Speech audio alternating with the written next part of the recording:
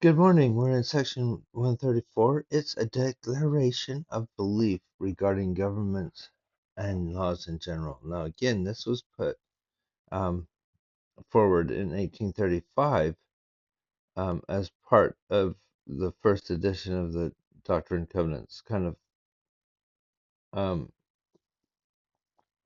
like the last one. Of course, the last one was 1831. This is 1835. More things have happened. Um, we know that. Um,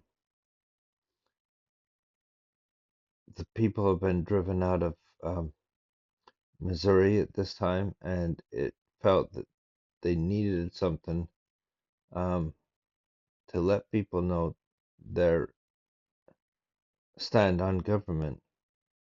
And it was a vote of a General Assembly at Kirtland, Ohio, August 1835. Many saints gathered together to consider the proposed contents of the first edition of the Doctrine and Covenants. At that time, this declaration was given the following preamble: that our belief with regard to earthly governments and laws in general may not be misinterpreted or misunderstood. We have thought proper to present at the close of this volume our opinion concerning the same. We believe that governments, and notice it all starts with we believe, so it's almost like articles of faith, but it's articles of faith on government.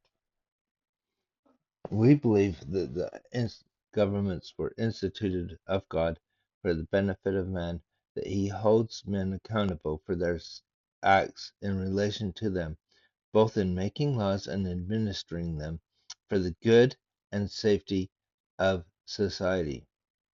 So, right there, the first belief is that governments were instituted of God.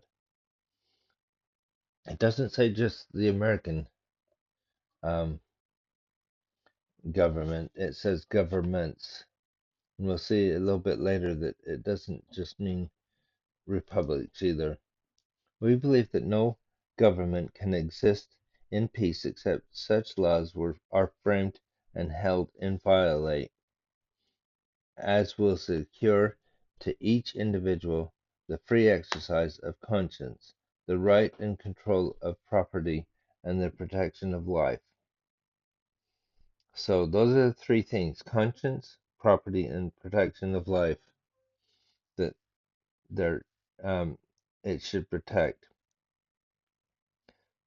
Third, we believe that all governments necessarily require civil officers and magistrates to enforce the laws of the same. So we've gone from God um, um,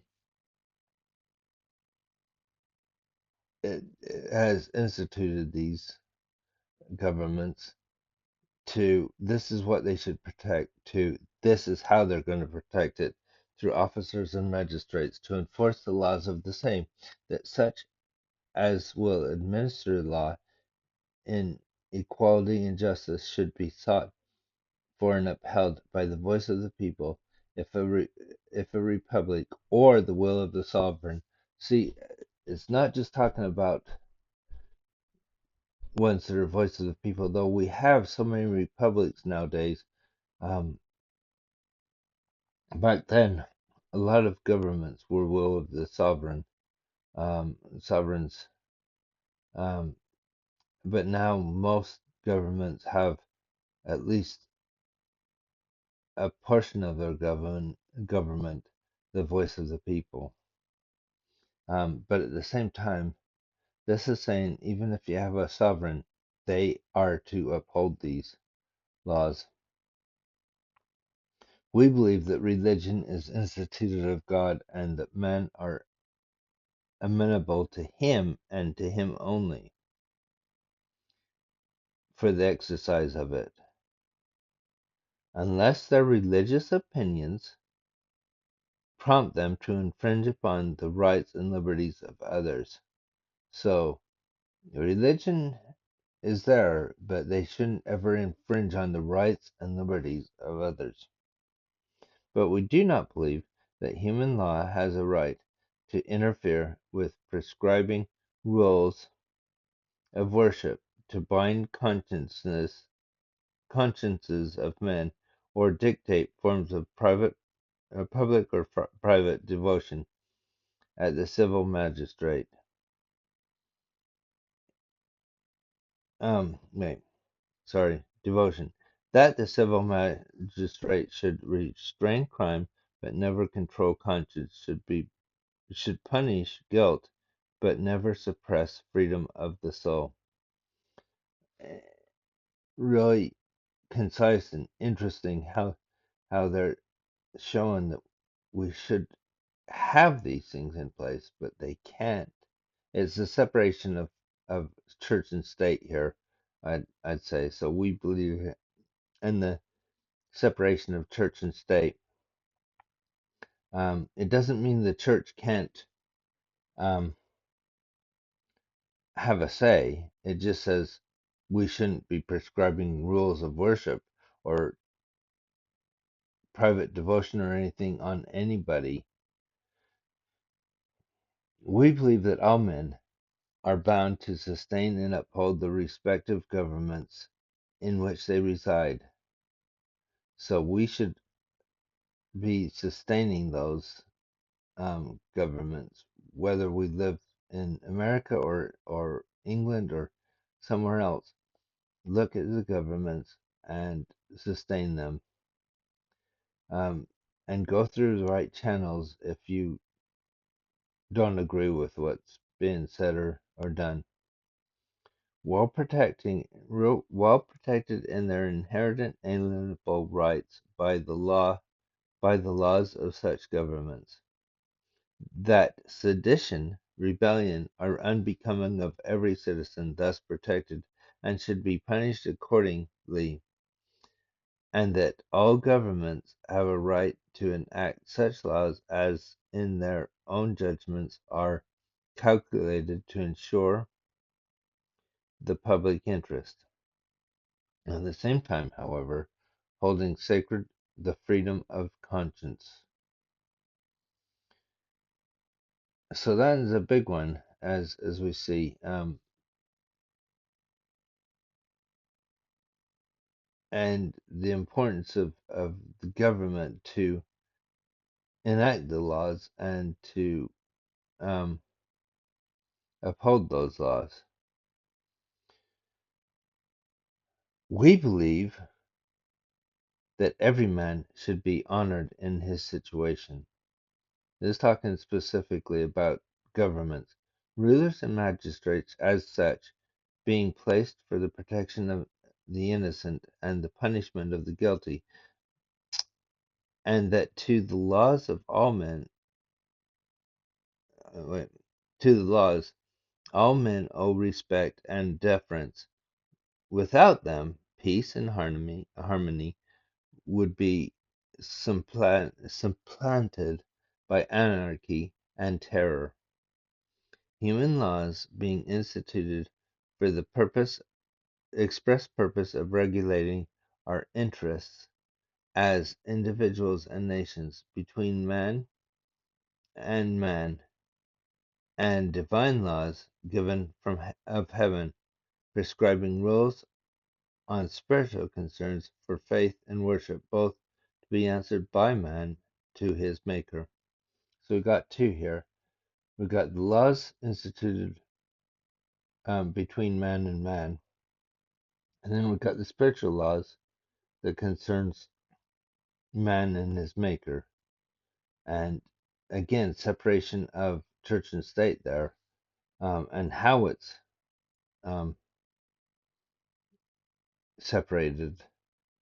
We believe that rulers, states, and governments have the right and are bound to enact laws for the protection of all citizens in free exercise of their religious belief. But we do not believe that they have a right. Notice he says we do not believe. There, I didn't write that one. So we believe that they enact the laws, but we do not believe that they have the right and justice to deprive citizens of this privilege or prescribe them in their opinions, so long as regard and reverence are shown to the laws, and such religious opinions do not justify sedition or conspiracy. In other words, you can have a religious belief and still be in the government, but as soon as you start to say, hey, you have to believe exactly what I believe, then you're not following it right. And um, you can still have those beliefs if those beliefs justify sedition or conspiracy, then get rid of those. We believe that the commission of crime should be punished according to the nature of offense, that murder, treason, robbery, theft, and the breach of general peace in all respects should be punished according to their criminality and their tendency to evil among men, by the laws that government in which the by the laws of that government in which the offense is committed, and for the public peace and tranquility, all men should step forward and use their ability to bring offenders against good laws to punishment. This is saying, okay, we've got the laws, they've been put forward by good men. Now it's up to us to to um, uphold those laws, and if we need to, step forward and bring offenders to justice. I think most of us do that, at least in the places I've been. Now, here's the first one that starts out, we do not believe, though we've had a couple of times where it says we do not believe. Um, we do not believe it just to mingle religious influence with civil government. Again, the separation of law and state. I mean, of religion and law, whereby one religious society is fostered and another prescribed in its spiritual privileges, and the individual rights of its members as citizens denied. This has been an issue for some countries for some time. We believe that all religious societies have a right to deal with their members for disorderly conduct according to the rules and regulations of such society. So it's saying, well, what can we do if it's separation? Well, we have a way of dealing with people of such society, provided that such dealings be for the fellowship and good standing, not just for punishing. This isn't what we're doing. We're not supposed to be punishing. We're supposed to be looking at the good standing. Um, and I've worked with um, people who were in a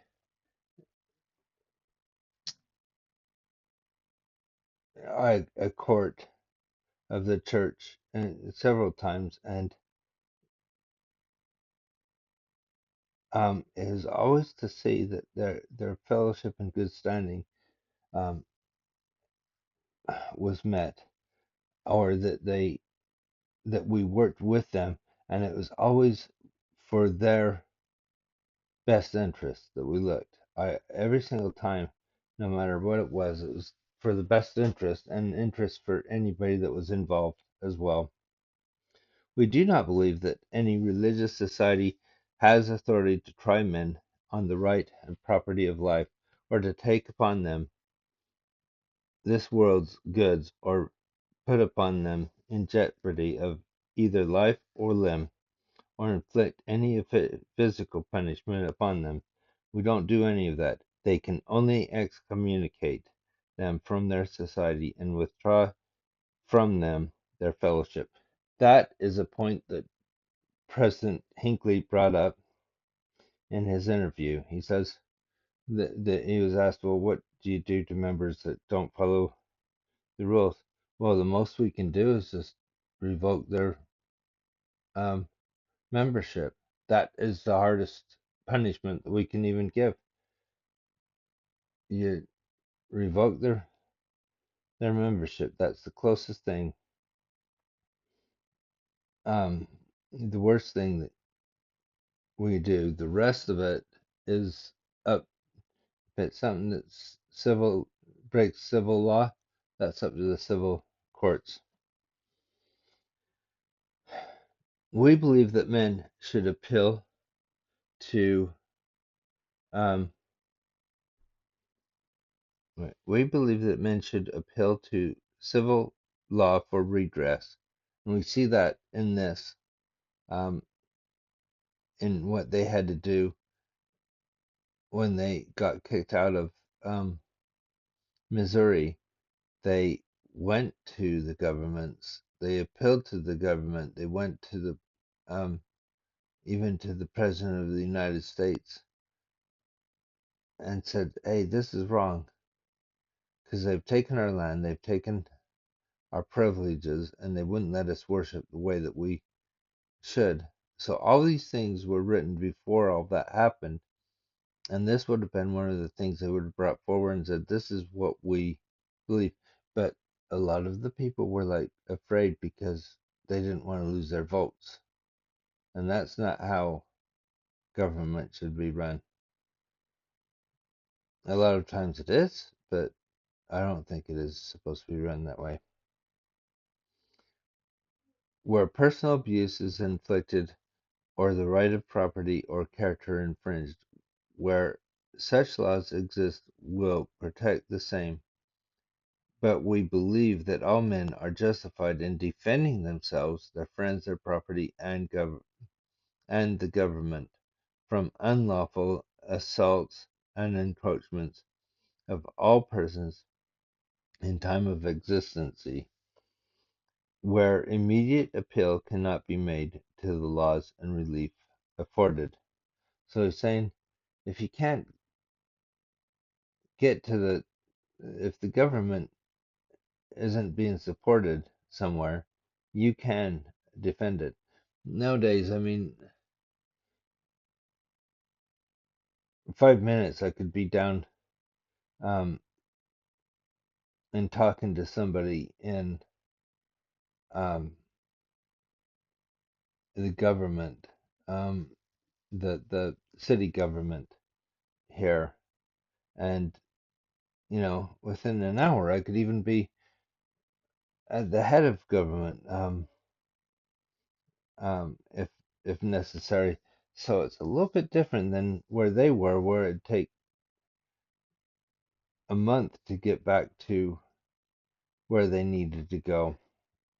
Sometimes, you know, um, so it is a little bit different, and most times we can resolve things without having to defend ourselves against it. And most governments, like where we are now, I don't think we have to do that in that sense.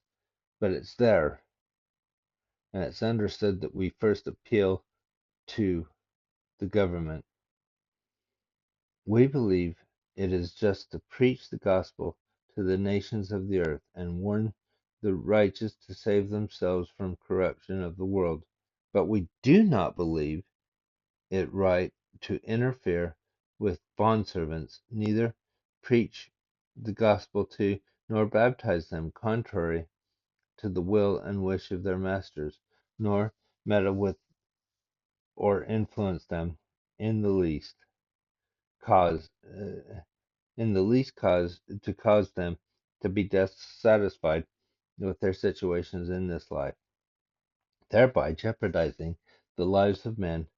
Such interference, we believe, to be unlawful and unjust and dangerous to the peace of every government, allowing human beings to be held in servitude. Notice he says every government allowing human beings. So if a government allows it, that's one thing. Now, of course, this is 30 years before the Civil War, and they were right in the middle. This is written with um, Missouri in mind as well, that was a slave state, and so they had this. And I don't know very many. I don't know any countries that have this type of government anymore. Um, most people are free where I've gone. I don't know. I've not been to all the the countries, but the countries I've been in, this doesn't really affect us. But what it does is it says that we can preach the gospel to everybody. We don't interfere if somebody's rights are being um, interfered with. Let's take it in context of that if somebody's rights are being interfered with according to the government that they're in, then we um, won't interfere with that. But we may try to change that in the government, not through interfering with individuals, but maybe helping change the law in the government. There's ways of doing that. I hope you got something from it. I got a lot more from this, reading this, than I have for a long time, because this always seemed to be the one that was just really technical in its dialogue, and I get one or two things out of it. But this time I got a lot out of it, and seeing those we believe and we do not believe helped understand each point separately, and I hope it helped you too. And I hope you had a wonderful day. Have a wonderful day, and we'll see you tomorrow.